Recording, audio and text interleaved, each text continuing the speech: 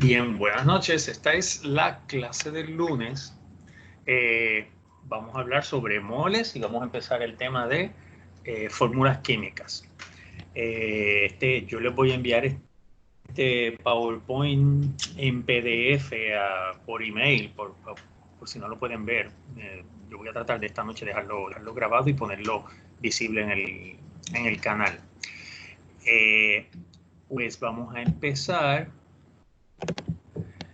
Ahí tienen esta lámina, la mitad de la lámina, pues nosotros la vimos en el examen pasado y la mitad, pues sería el material nuevo, ¿verdad? En el examen pasado hablamos de materia, hablamos de mezclas homogéneas y heterogéneas.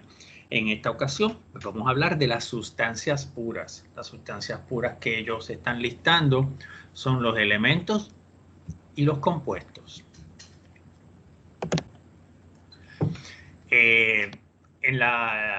Cuando nosotros hablamos de los elementos, dijimos que los elementos están hechos de átomos y dijimos que los átomos son la partícula más pequeña que conserva las propiedades del material. Quiere decir que cuando yo tengo un pedazo de cobre y yo sigo partiendo ese pedazo de cobre en pedazos pequeños y pequeños y pequeños hasta que yo lo que tenga sea un átomo de cobre, si yo rompo ese átomo de cobre, ya lo que queda no es cobre, ¿verdad? Si lo que queda son las partículas subatómicas de las que nosotros hablamos, los electrones, los protones, los neutrones y las demás que hay, pero que no da tiempo de estudiarlas en este curso. Ahora, una muestra de material que está hecha de una sola clase de átomo, pues eso es un elemento. Y ustedes vieron en la tabla periódica, pues hay una cantidad de elementos. Nosotros mayormente en un curso como este, que es de trimestre y es un curso condensado, mayormente los que vamos a ver son las familias que tienen número romano arriba. ¿Se acuerdan? La 1, la 2, la 3, la 4, la 5, la 6, la 7, la 8.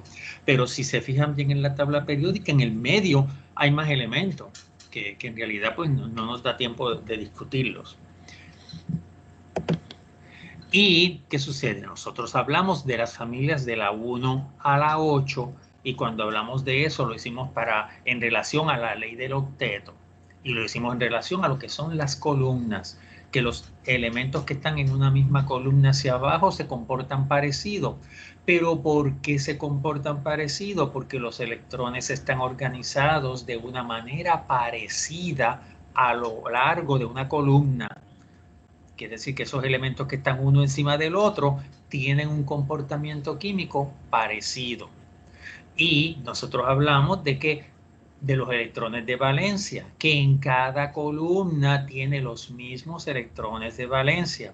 La columna 1, todos los átomos que están en la columna 1 tienen un electrón de valencia. Todos los átomos que están en la columna 2 tienen 2 electrones de valencia. Todos los átomos que están en la columna 7 tienen 7 electrones de valencia. Pero no necesariamente eso quiere decir que esos son los únicos electrones que tiene el átomo. El átomo puede tener más, porque la cantidad de electrones que va a tener el átomo depende del número atómico. Que si el número atómico es 10, quiere decir que tiene 10 protones, por lo tanto tiene que tener 10 electrones. Pero de esos 10 electrones, quizás no todos son de valencia, eso va a depender de la familia. Y aquí entonces estamos hablando que también nosotros usábamos eso de los números romanos para tener una idea de la carga más común que puede tener un átomo. Y eso tiene que ver con lo de la ley del octeto. La ley del octeto que dice que un átomo va a querer tener o completar 8 electrones en su último nivel o no tener ninguno. Pues yo tengo que ver qué es más fácil. Pues si yo estoy en la familia 1, ¿qué es más fácil? ¿Que se vaya un electrón para tener 0 o que lleguen 7 para completar 8? Pues es más fácil que se vaya 1.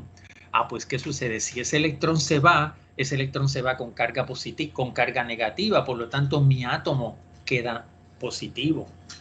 ¿Y qué pasa con la familia 2? La familia 2, ¿qué es más fácil? ¿Que se vayan 2 electrones o que lleguen 6 para completar 8? Es más fácil que se vayan 2, pero esos electrones que se van son negativos, así que ahora queda un ion, un átomo positivo. En la familia 3, ¿qué es más fácil? ¿Que se vayan 3 electrones o que lleguen 5 para completar 8.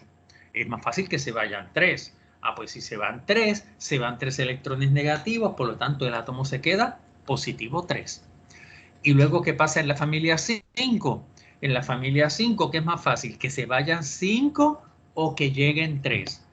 Es más fácil que lleguen 3. Por lo tanto, si llegan 3 electrones, llegan con carga negativa y por lo tanto ahora el átomo es negativo 3.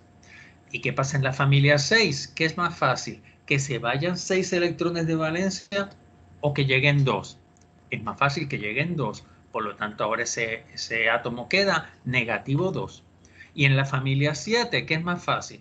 ¿Que se vayan 7 electrones o que llegue 1? Es más fácil que llegue 1. Por lo tanto, ahora los átomos de la familia 7 van a ser negativo 1. Quiere decir que con esto de las familias yo también puedo predecir la carga más común que va a tener un átomo. ¿Qué pasa con la familia 4? Pues que es lo mismo que se vayan 4 o que lleguen 4. Por lo tanto, en la familia 4 no podemos decirlo así tan fácilmente, pero cuando estemos hablando de la parte de química orgánica, ahí nosotros vamos a hablar de qué pasa con la familia 4. Por último nos queda la familia 8. ¿Qué pasa? Ya la familia 8 completó los 8 electrones, ya tiene 8 electrones en su último nivel, que son los electrones de valencia.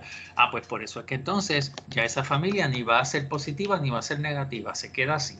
Quiere decir que en realidad en teoría eso nos dice que los átomos de la familia 8 deben reaccionar poco. Por eso se dice que los átomos de la familia 8 se les llama los gases nobles, que eso viene como de que no se mezclan con nadie, de la nobleza que no se mezcla con nadie, pues que los electrones de los átomos de la familia 8 tampoco se mezclan con otros átomos. Vamos a pasar a la otro slide. En este slide pues caemos en nuestro primer concepto, que es lo que es un ión. Y un ión, eso tiene que ver con lo que vimos ahora mismo de la carga de los átomos y con lo que vimos de la ley del octeto, porque miren la definición que dice ahí, que un ión es un átomo que ha ganado electrones o que ha perdido electrones. Y entonces, ¿qué sucede? Los iones pueden ser positivos o los iones pueden ser negativos, porque eso fue lo que vimos en el slide anterior, ¿verdad? Que los de la familia 1, familia 2 y familia 3 son iones que quedan positivos, mientras que los de la familia 5, los de la familia 6 y los de la familia 7 son iones que quedaron negativos. Y eso es lo que ese argumento lo está usando para definir lo que es un ión, ¿verdad? ¿Y qué sucede aquí? Fíjate que estos iones que yo tengo aquí son de un solo átomo. Tengo sodio, tengo hierro, tengo cloro, tengo azufre y por lo tanto estos iones son de un solo átomo, por eso se llaman iones monoatómicos, iones monoatómicos. Si usted mira en lo anterior, pues, ¿qué pasa? Sodio es de la familia 1. Como sodio es de la familia 1, lo más fácil es que él pierda un electrón. Y si pierde un electrón, pues va a tener una carga positivo 1, porque se fue un electrón que era negativo, por lo tanto yo me quedé positivo. Pero ¿qué pasa con azufre? Que azufre, que es la S, ¿no? Azufre es de la familia 6. Azufre es de la familia 6. Pues ¿qué sucede? Que la familia 6, que es más fácil, que se vayan 6 o que lleguen 2. Es más fácil que lleguen 2 electrones para yo completar 8. Y entonces por eso es que la familia 6, pues la carga más común que va a tener la familia 6 es negativo 2. Aquí ellos lo que nos están diciendo es que la forma, ese positivo y ese negativo, lo que va a indicar es la carga del ión. Un ión positivo quiere decir que perdió electrones, pero un ión negativo quiere decir que ganó electrones. Y en general, los iones positivos yo los simbolizo usando un signo de suma, mientras que los iones negativos yo los simbolizo usando un signo de resta. Positivo, signo de suma; negativo, signo de resta. Y los iones, como dijimos, pueden ser positivos o los iones pueden ser negativos. Los iones positivos le llamamos cationes Los iones negativos le llamamos aniones. Un ion positivo es un ion que perdió electrones. Un ion negativo es un ion que ganó electrones. Si pierde electrones, quiere decir que perdió carga positiva. Si gana electrones, quiere decir que ganó carga negativa. Aquí ellos lo que están es acentuando lo que es un catión, ¿verdad? Un catión es un átomo que perdió electrones y por lo tanto tiene carga positiva. Fíjense que en este caso sodio perdió un electrón, por lo tanto es positivo 1. Hierro perdió 3 electrones, por lo tanto es positivo 3. Si se fijan, hierro está... hierro es el número 26 en la tabla periódica. Fíjense que hierro no está en los átomos que nosotros le adjudicamos números romanos. Hierro está en los que están en el centro de la tabla periódica y nosotros aquí estamos mayormente estudiando esos que tienen la tabla periódica, esos que tienen los números romanos. Y ahora aquí pues ellos están acentuando lo que es un anión. Un anión es un ion que ha ganado electrones.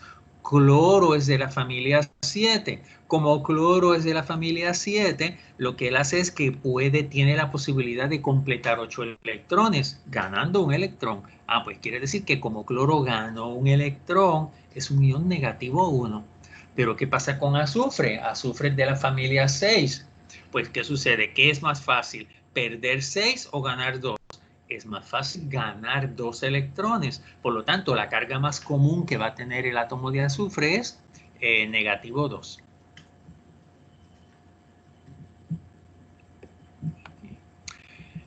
Vamos a ver la otra. Ok. Bien, aquí esto es lo mismo, ¿verdad? Para acentuar. Pero aquí estamos añadiendo otra cosa, ¿verdad? Que el átomo naturalmente va a ser neutral. Neutral quiere decir que tiene la misma cantidad de carga positiva como de carga negativa. Pero eso fue lo que dijimos del número atómico, que si un átomo tiene el número atómico de 10, que el 10 es neón, si un átomo tiene un número atómico de 10, pues quiere decir que tiene 10 protones. Pero como el átomo es neutral, también tiene que tener 10 electrones. Ahora, un átomo que pierde electrones es un ion positivo y entonces se convierte en un catión. Un átomo que gana electrones se convierte en un ion negativo, que es un anión.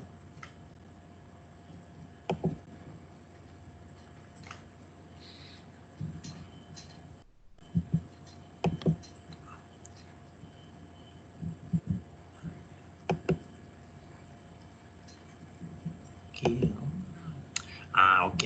Sí, ya veo lo que está pasando ahí. En este slide, lo que están es aquí, hablándonos de que estos iones que hemos visto hasta ahora son iones que solamente tienen un átomo. Y esos iones que solamente tienen un átomo, nosotros los llamamos iones atómicos, que es esta palabra que está aquí, iones atómicos. Pero ¿qué sucede? Ahora vamos a ver otro tipo de ion. ¿Qué sucede? Que además de yo tener átomos, ¿verdad? Los átomos se combinan y cuando los átomos se combinan, ¿forman qué? Moléculas. Los átomos forman moléculas. Y ellos están dando aquí una definición de lo que es una molécula. Una molécula es una partícula que está compuesta de más de un átomo. Quiere decir que cuando los átomos están solos, pues son los elementos, ¿verdad? Pero cuando los átomos están unidos, pues entonces van a formar moléculas. Y yo puedo tener moléculas que todos los átomos de la molécula sean iguales. Fíjense que en este caso tengo una molécula de hidrógeno, una molécula de oxígeno, una molécula de nitrógeno y arriba tengo la molécula de ozono. Que no sé si han visto que han salido noticias de que con la poca contaminación que ha habido últimamente, el hueco de la capa de ozono se está haciendo más pequeño. Pues eso es ozono. Ozono son 3 átomos de oxígeno juntos. Oxígeno son dos átomos de oxígeno juntos. Nitrógeno, la molécula de nitrógeno, son dos átomos de nitrógeno juntos. Y la molécula de hidrógeno son dos átomos de hidrógeno juntos. Y las moléculas también son neutrales. Quiere decir que los átomos son neutrales y las moléculas también son neutrales. Y que cuando un átomo gana o pierde electrones, se convierte en un ion atómico. Pero, ¿qué sucede? Que las moléculas también pueden estar hechas de átomos que no sean iguales. Por ejemplo, la molécula de agua está hecha de hidrógeno y de oxígeno. La molécula de amonia está hecha de nitrógeno y de hidrógeno. La molécula de dióxido de carbono está hecha de carbono y oxígeno. Y la peróxido está hecha de hidrógeno y de oxígeno. Por lo tanto, las moléculas pueden ser que todos los átomos sean iguales, pero también las moléculas pueden ser que los átomos sean diferentes.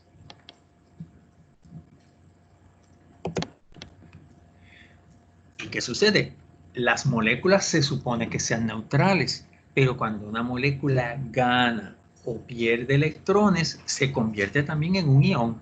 Y ahí están diciendo que es un ion molecular o un ion poliatómico. Quiere decir que yo tengo los iones atómicos, que son los iones de cuando un átomo gana o pierde electrones.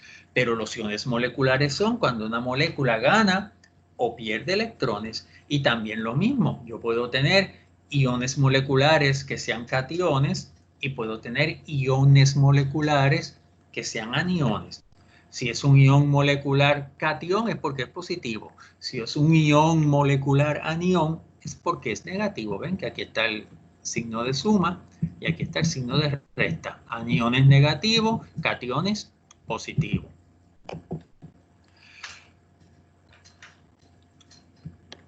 Aquí le están acentuando el concepto de catión y el concepto de anión.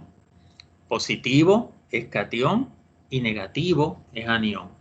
Ion positivo, catión, ion negativo, anión.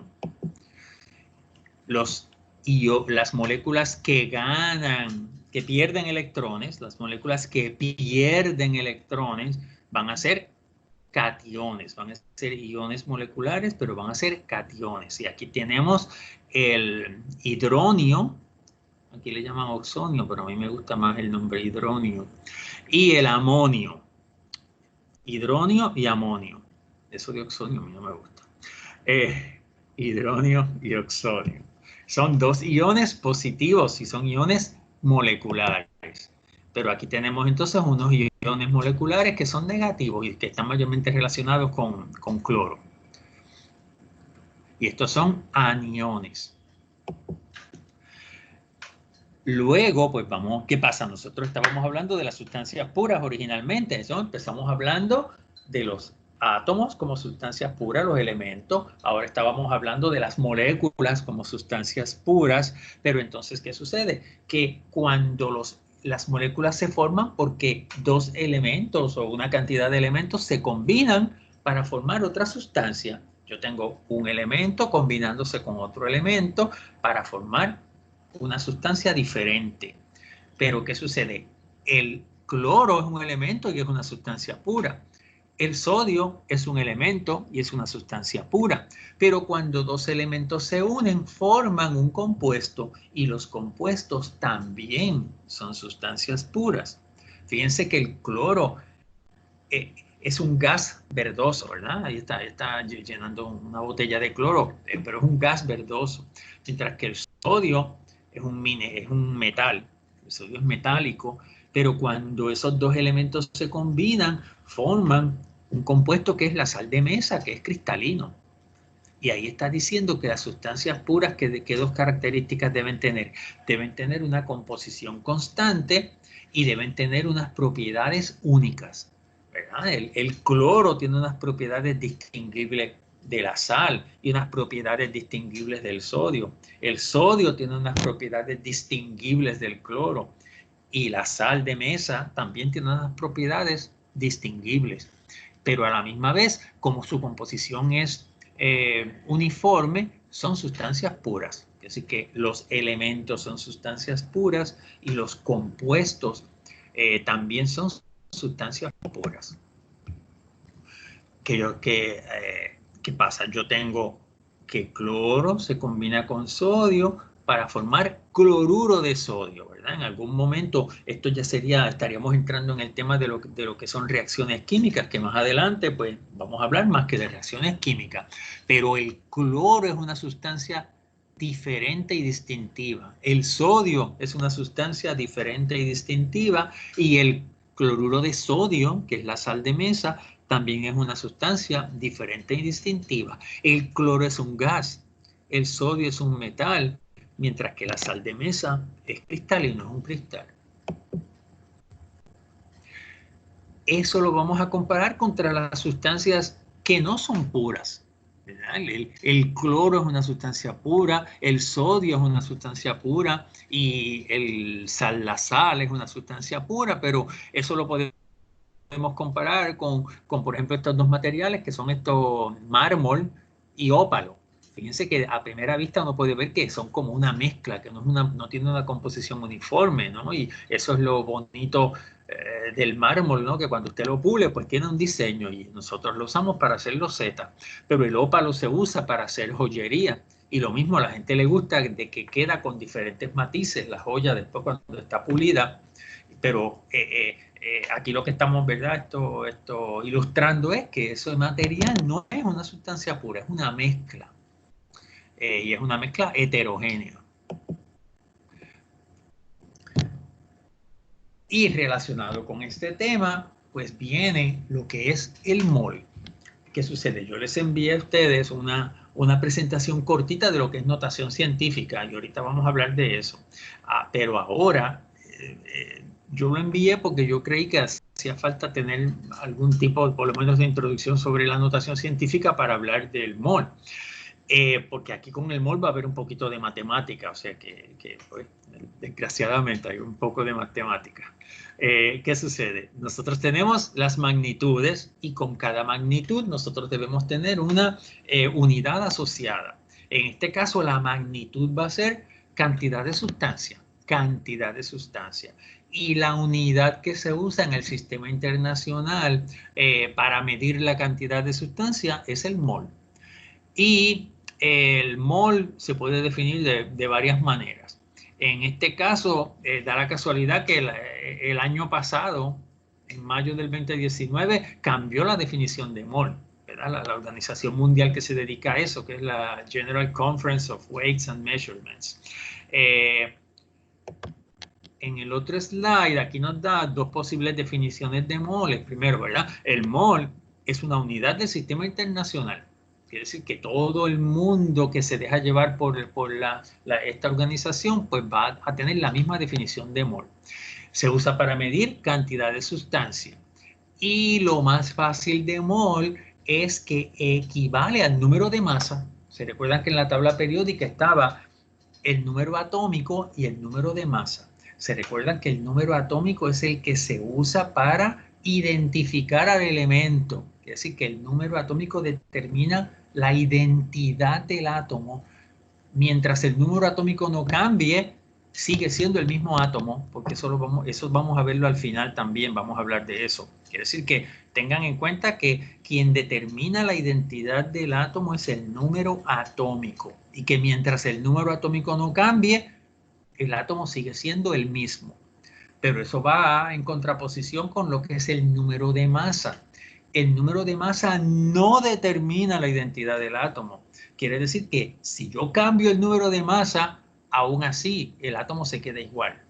Eso lo estoy diciendo esto porque al final de la presentación vamos a hablar de esto de nuevo. Pero aquí, hablando de la definición del mol, ellos nos están diciendo un mol es el número de masa, solamente que le vamos a poner la unidad de gramos. Quiere decir que en este caso, por ejemplo, el carbono, el número atómico del carbono es 6.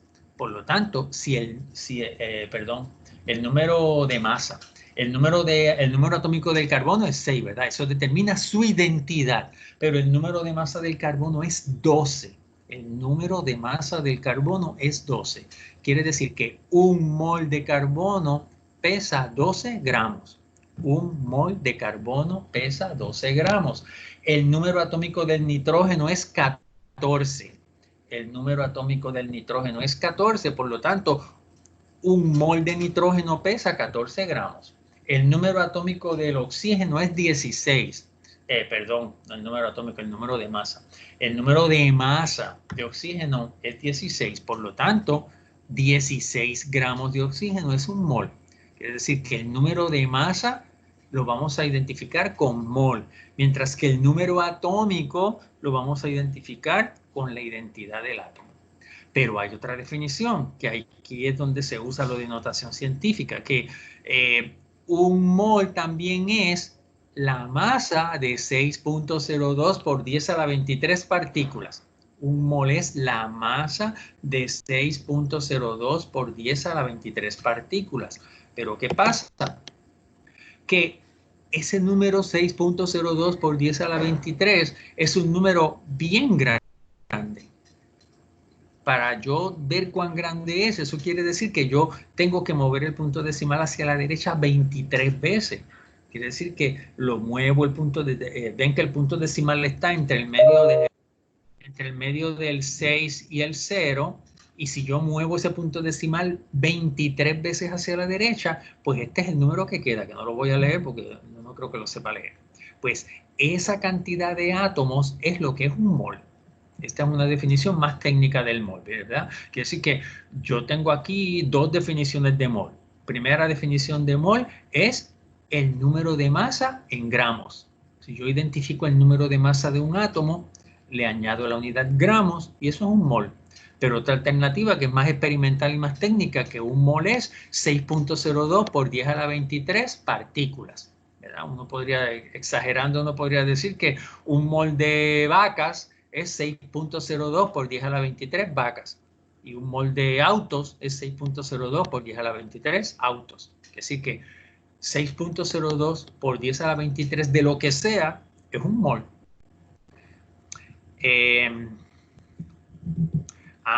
Este número tiene nombre, ¿verdad? Este número es se le llama el número de Avogadro.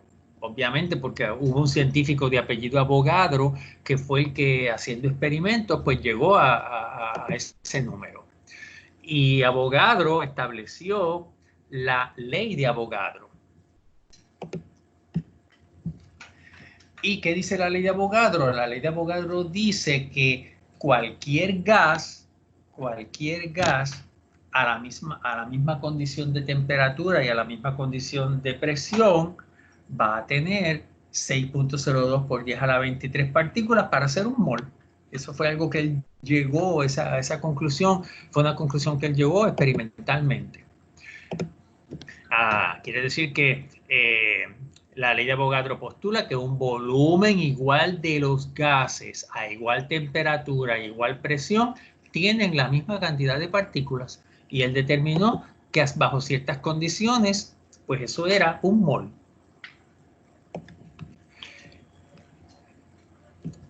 Eh, 6.02 por 10 a la 23 partículas va a ser un mol, la masa de un número experimental, que es el experimento.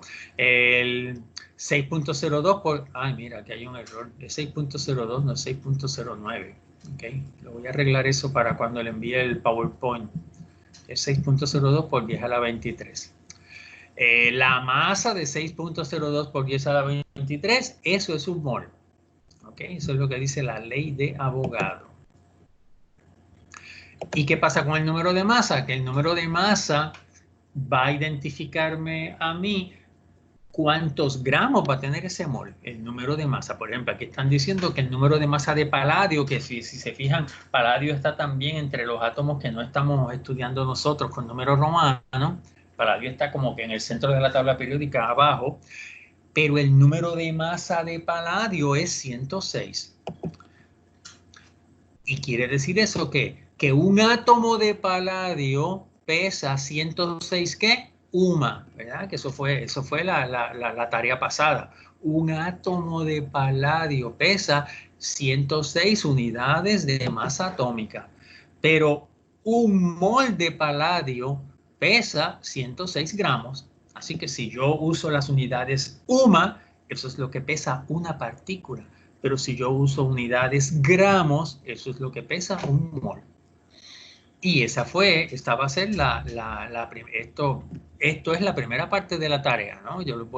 Tienen una tabla y en esta tabla yo les estoy pidiendo que me busquen el número de masa y les estoy pidiendo que me digan cuánto pesa una partícula y les estoy pidiendo que me digan cuánto pesa un mol. Pero es el mismo número, va a ser el mismo número. El número de masa es 106. Lo que pesa una partícula es 106 y lo que pesa un mol es 106. Lo que va a cambiar es la unidad, que si es una partícula, pues las unidades son unidades de masa atómica. Pero si es un mol, pues entonces las unidades son gramos. Y esta es la primera parte de la tarea.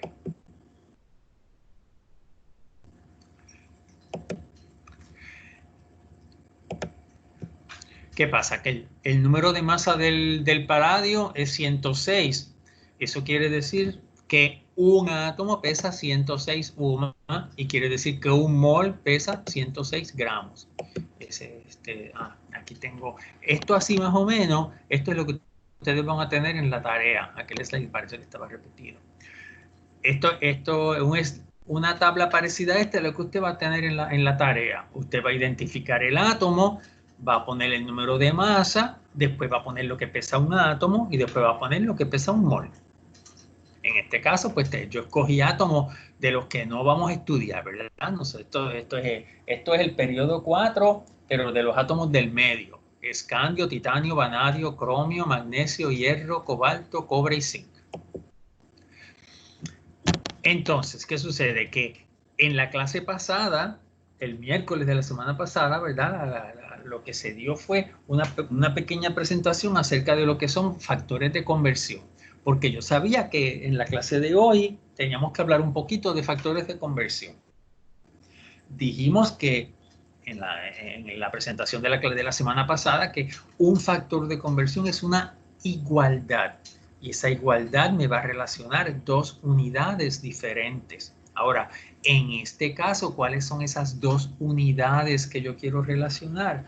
Yo quiero relacionar mol y gramos. Mol y gramos. Pero ¿qué es lo que nosotros dijimos, verdad? Si fuéramos hacia atrás, ¿qué sucede?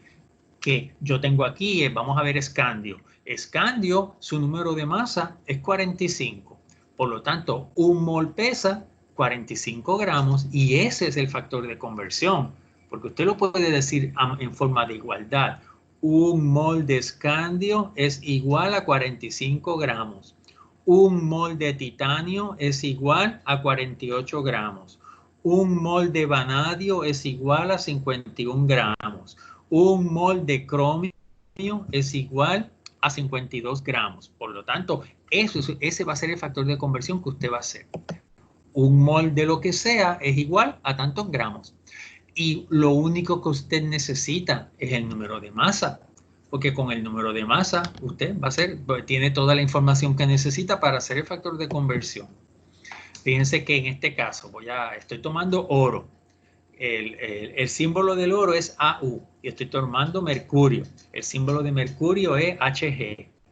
Por lo tanto, yo busco en la tabla periódica el número de masa de oro y el número de masa de oro es 197. Y yo voy a la tabla periódica y busco el número de masa de mercurio y el número de masa de mercurio es 201. Por lo tanto, un mol de oro es igual a 197 gramos. Y un mol de mercurio es igual a 201 gramos. Y ahí ya yo tengo el factor de conversión. Cumple con la definición de factor de conversión, ¿no? Porque un factor de conversión es una igualdad, y esto es una igualdad que relaciona dos unidades diferentes, ¿verdad? Aquí está relacionando gramos con mol, gramos con mol. Y ese factor de conversión yo lo voy a poder usar para solucionar pues algunas situaciones de matemáticas sencillas. En este caso siempre va a ser la misma pregunta. Yo voy a querer saber cuántos moles hay en tantos gramos o cuántos gramos hay en tantos moles. Fíjense que en general estos problemas se resuelven empezando con lo que sé. ¿verdad? Si miramos la pregunta de arriba que está marcada en amarillo, pues la cantidad de moles que hay en 38 gramos, pues me están preguntando moles, ¿no? Eso es lo que yo no sé. Pero ¿qué sí yo sé? Ah, yo sé que son 384 gramos de molibdeno. Y yo voy a organizar eso. Esos son mis dos datos, ¿no? Yo tengo 384 gramos de molibdeno y tengo que me están preguntando cuántos moles hay ahí. Pues yo lo que sé son los 384 gramos y voy a buscar lo que no sé, que son la cantidad de moles. Yo tengo aquí, ¿verdad? Yo quiero saber con esta cantidad de gramos que yo tengo, yo quiero saber cuántos moles va a haber. Y yo voy a colocar en el medio el factor de conversión. Ahora, cuando yo voy a usar un factor de conversión, yo lo convierto en una fracción, ¿verdad? Fíjense que yo tengo factor de conversión y factor de conversión. Y eso yo lo voy a colocar en el medio.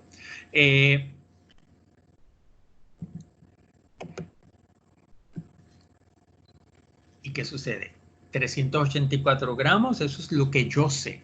Lo que yo no sé son los moles. Pues yo voy a colocar mi factor de conversión de manera que se cancelen los gramos, porque yo sé los gramos, yo no tengo problema con los gramos, yo lo que estoy buscando es lo que son los moles. Pues cuando yo coloco mi factor de conversión de manera que se cancelen los gramos, recuérdense que cuando yo voy a cancelar algo, yo lo escribo arriba o abajo. Y cuando yo lo escribo arriba y abajo, yo cancelo lo que está arriba con lo que está abajo. Y lo que no cancele, esa es la solución al problema. En este caso, fíjense que lo que quedó arriba fueron moles. Los moles no cancelan, porque esa es mi contestación. Pero matemáticamente, ¿qué yo voy a hacer? Yo voy a multiplicar 384, lo voy a multiplicar por 1, pero 384 por 1 se queda 384, ¿no? Pero cuando lo divido por 96 me da 4. Quiere decir que matemáticamente eso es lo que yo voy a hacer. Y esto es la tercera parte de la asignación. Esta es la tercera parte de la tarea. Entonces, ¿qué sucede? Aquí me van a preguntar ahora lo contrario. Fíjense que aquí ahora me están preguntando. ¿Dónde está eso? Mírenlo aquí arriba. Sí, ahora no lo veía aquí arriba. Aquí está el problema, ¿no? Determine la cantidad de gramos que hay en 5 moles de molibdeno. Porque en la pregunta anterior me estaban preguntando cuántos moles y me estaban dando los gramos. Pero aquí me están haciendo lo contrario. Aquí me están dando los moles, ¿no? Son 5 moles y me están entonces diciendo yo quiero saber los gramos. Pues hago lo mismo. Yo primero escribo lo que sé. ¿Qué es lo que yo sé? Que son 5 moles. Yo sé que son 5 moles. ¿Qué es lo que yo no sé? Yo no sé los gramos. Pero yo quiero ahora cancelar moles. Fíjense que voy a usar el mismo factor de conversión. Yo aquí usé el factor de conversión de que un mol de molibdeno es igual a 96 gramos. Y ese mismito factor de conversión es el que yo voy a usar ahora para resolver el otro problema. Pero ahora como yo quiero que se cancelen moles, yo quiero cancelar moles, pues ahora tengo que poner moles abajo. Si se fijan acá, en el problema anterior yo puse moles arriba y gramos abajo, porque yo quería cancelar gramos. Pero ahora en este caso yo quiero cancelar moles, por lo tanto pongo moles abajo y gramos arriba. Cancelo mol con mol y me quedan gramos, ¿verdad? Que es lo que yo quiero. Pero matemáticamente, ahora que yo hago, multiplico 5 por 96. 5 por 96 queda 480 y luego lo divido por 1, ¿verdad? Que se va a quedar igual cuando yo lo divido por 1.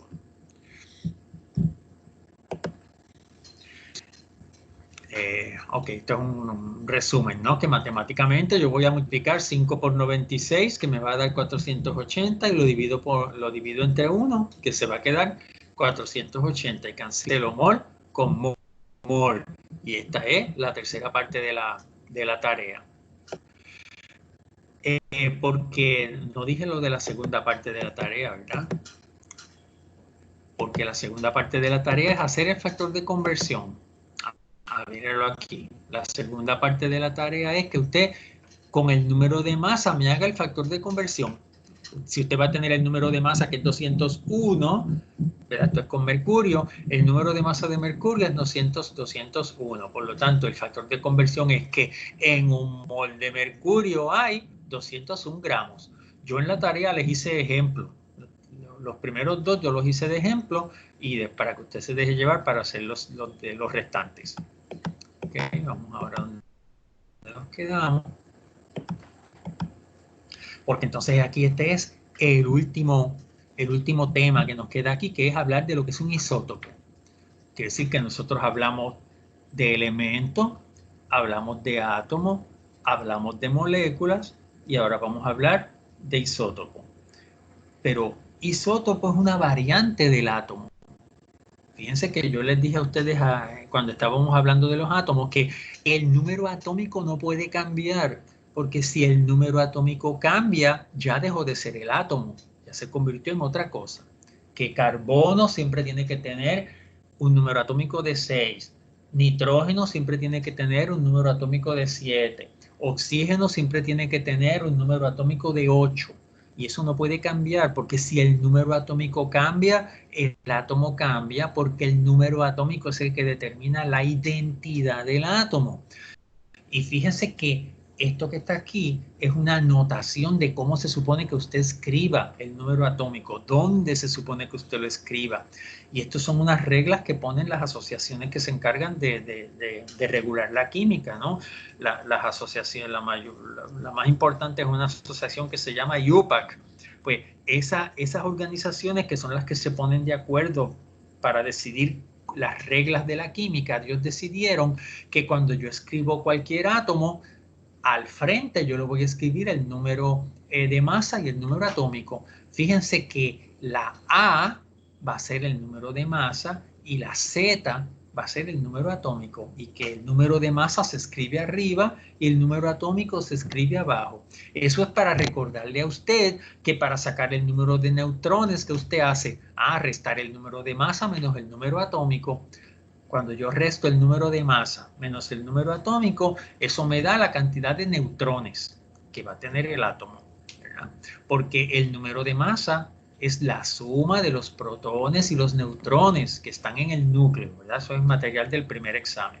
¿Y qué pasa con los electrones? Que los electrones están fuera del núcleo, pero los electrones prácticamente no tienen masa. Por lo tanto, prácticamente toda la masa del átomo está concentrada en el núcleo.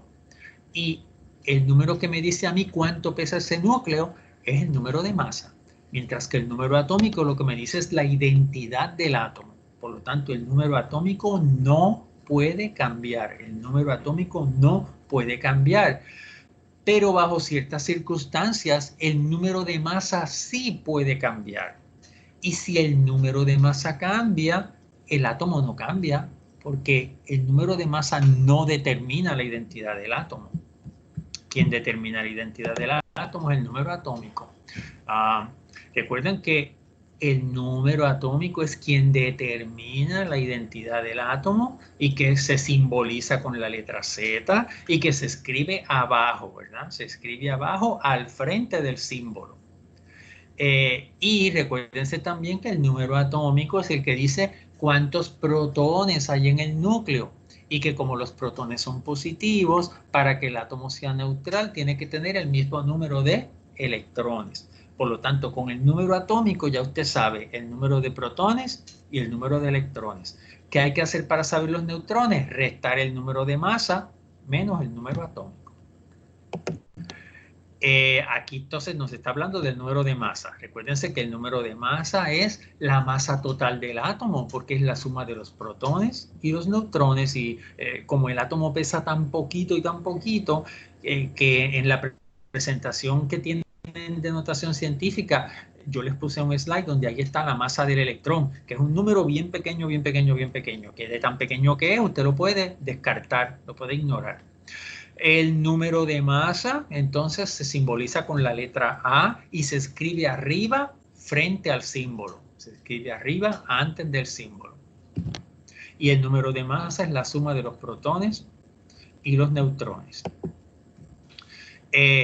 Si el número atómico cambia, cambia el átomo. Si el número atómico cambia, cambia el átomo. Pero si el número de masa cambia, el átomo se queda igual. Eso está bien bueno para un escoge, ¿verdad?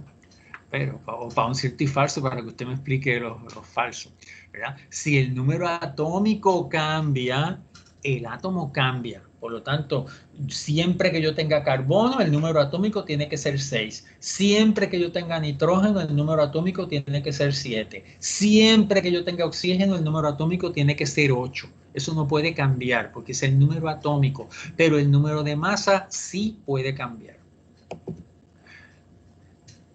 Entonces, aquí están presentando la definición formal de lo que va a ser un isótopo. Un isótopo es un átomo que su número de masa es diferente. Quiere decir que el número de masa puede cambiar. Cuando el número de masa cambia, entonces nosotros decimos que ese átomo es un isótopo, pero sigue siendo el mismo elemento, no le cambió la identidad al elemento. ¿Quién le cambia la identidad al elemento? Es el número atómico. El número de masa no le cambia la identidad al elemento. Quiere decir que el número de masa puede variar y aunque el número de masa varíe, sigue siendo el mismo átomo. Aquí están dándonos un ejemplo. Nos están hablando de hidrógeno, pero cuando usted va a la tabla periódica y busca hidrógeno, usted se da cuenta que el número de masa de hidrógeno es 1. El número de masa de hidrógeno es 1. Por lo tanto, si el número de masa de hidrógeno es 1, tiene más que un protón, no puede tener ningún neutrón. Porque si tiene un neutrón, entonces el número de masa sería 2, ¿no? Porque recuérdense que los neutrones pesan 1 y los protones pesan 1. Así que en este caso, que es hidrógeno y que nos están diciendo que el número atómico de hidrógeno es 1, eso nos está diciendo que en el núcleo de hidrógeno solamente hay una partícula que es un protón. Y por lo tanto, si hay un protón, para que el átomo sea positivo, de neutral, tiene que tener también un electrón. Quiere decir que un átomo de hidrógeno es sencillamente un protón que está en el núcleo y un electrón que está en los orbitales. Eso es lo único que hay en un átomo de hidrógeno. En un átomo de hidrógeno. Pero entonces, fíjense, esos son los emails de ustedes llegando con las asignaciones. Pero miren en el segundo caso. En el segundo caso yo le añadí un neutrón. Fíjense que, ¿verdad? El verdecito es un electrón, el rojo es un protón y ese azulito que entró ahora, pues eso es un neutrón.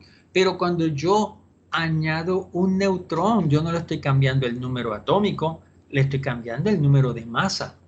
Porque el número atómico son los protones y si lo que llegó fue un neutrón, pues los neutrones no tienen que ver nada con el número atómico. Por lo tanto, el número atómico sigue siendo 1. Y si el número atómico es 1, el que tiene el número atómico de 1 es hidrógeno. Así que aunque haya llegado un neutrón, sigue siendo hidrógeno.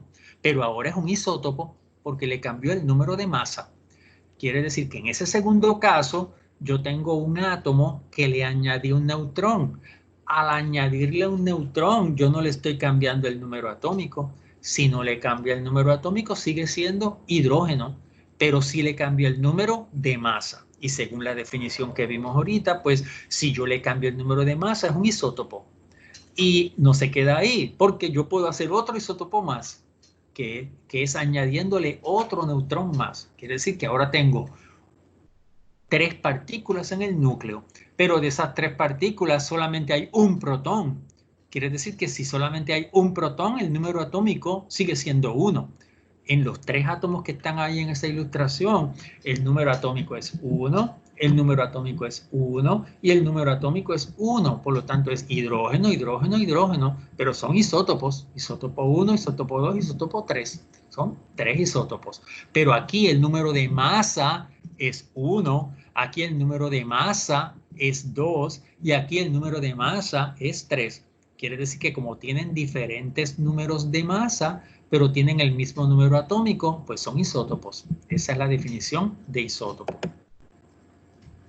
Fíjate que aquí yo estoy, lo que les quiero ilustrar es que aunque el electrón se queda igual, el electrón se queda igual, el electrón se queda igual, el protón se queda igual, el protón se queda igual y el protón se queda igual, pero aquí no hay neutrones, aquí hay un neutrón y aquí hay dos neutrones. No importa si los neutrones cambian, sigue siendo hidrógeno, ¿ok? Porque el número atómico sigue siendo número atómico 1, número atómico 1 y número atómico 1, porque sigue teniendo un solo protón, aunque los neutrones cambien.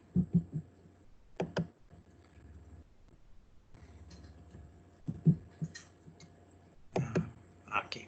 Ok, ¿verdad? Aquí tengo un protón, tengo un protón, tengo un protón, tengo 0 neutrones, tengo un neutrón y tengo 2 neutrones. Ah, pues esto sigue siendo hidrógeno y sigue siendo hidrógeno, pero es un isótopo, es un isótopo y es un isótopo. Es un isótopo, ¿por qué? Porque el número de masa está cambiando, pero los tres son hidrógenos porque el número atómico, que son los protones, se quedaron iguales. Y eso es, esto aquí está en forma de tabla, ¿no? Resumido.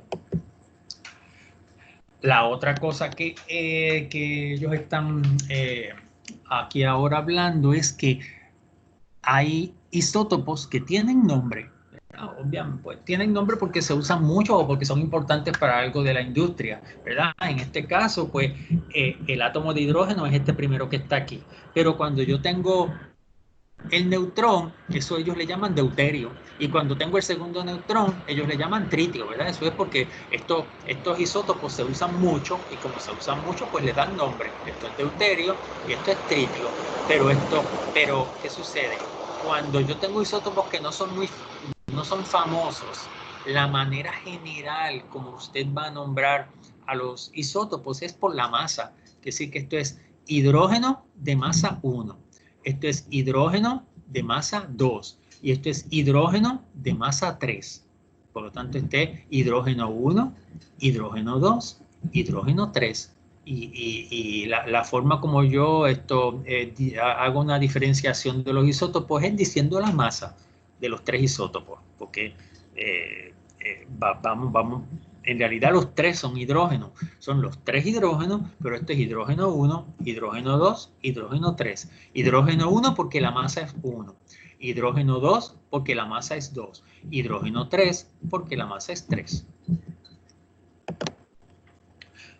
Y esto sería entonces el caso de carbono, ¿verdad? Carbono también tiene tres isótopos en la naturaleza. Si se fijan aquí, la mayor parte del carbono, ¿verdad? Es esto, 98.9, pero hay un 1.1 que tiene una masa de 13 y hay un 0.001% que tiene una masa de 14, que yo no sé si ustedes han visto. No sé si ustedes han visto en las películas cuando hacen la datación de los fósiles que usan el carbono 14 porque el carbono 14 es radioactivo. Entonces se usa eso para medir la edad de los fósiles antiguos. Pero lo que nosotros estamos ilustrando aquí es el hecho de que existen isótopos de carbono en la naturaleza. Entonces, este carbono, su número atómico es 6. Este carbono, su número atómico es 6. Este carbono, su número atómico es 6. Pero este carbono, su número de masa es 12. Y este carbono, su número de masa es 13. Y este carbono, su número de masa es 14. ¿Verdad?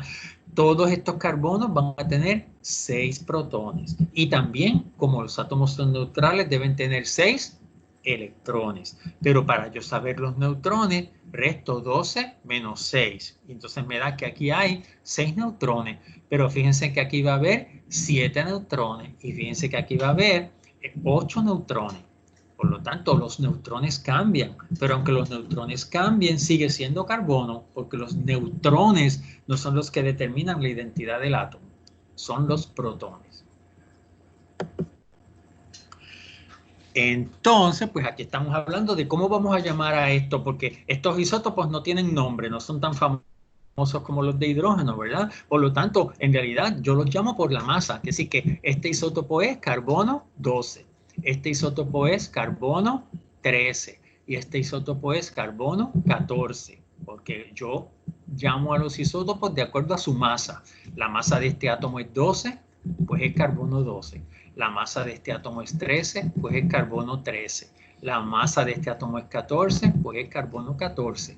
Pero el número atómico, que es el que determina la identidad, se quedó igual. 6 protones, 6 protones, 6 protones. Número atómico 6, número atómico 6, número atómico 6. Esto sería como para que ustedes lo trabajen, ¿verdad? Lo trabajen como asignación. Como está grabado, no pueden trabajar aquí, pero lo pueden hacer en la libreta, ¿verdad? Fíjense que aquí estamos hablando de litio. Litio en la tabla periódica está en el segundo periodo y en la primera familia y tiene un número atómico de 3. Míralo aquí, número atómico de 3, número atómico de 3 y número atómico de 3. Como tiene un número atómico de 3, pues va a tener, ¿cuántos protones? 3, que aquí son los azulitos, ¿no? Protón, protón, protón. Y mira aquí, protón, protón, protón. Y protón, protón, protón. Así que tiene 3 protones. Pero aquí va a tener 6 neutrones. Aquí va a tener número de masa 6. Y 6 menos 3, pues son 3. Quiere decir que debe tener 3 neutrones. Un neutrón, otro neutrón y otro neutrón, ¿verdad? Porque yo resto 6 menos 3 y esos serían los neutrones. Pero aquí resto 7 menos 3 y voy a tener 4 neutrones. Miren uno aquí, miren uno aquí, miren uno aquí, miren otro aquí. Pues hay 4. Pero aquí tengo 8 menos 3. Pues debe haber 5. Pues mira, hay uno aquí, 2, 3, 4 y 5, que sí que tiene 5 neutrones. Y yo le estoy pidiendo pues que me complete aquí la cantidad de protones y neutrones que va a tener cada uno de esos isótopos. Y esto sería litio 6, y esto sería litio 7, y esto sería litio 8. Y así es como se llamaría ese neutrón, ese isótopo. Desde luego, yo no lo puse en la tarea. En la tarea yo puse más que las 3 cosas que ya vimos antes. Y me parece que este es el último slide. Nos falta hablar ahora de el tema de fórmula química, que solo vamos a terminar de ver para el miércoles. O sea que yo trataré de para el miércoles grabarles otra presentación para hablar de fórmula química, que sería el segundo tema de esta semana.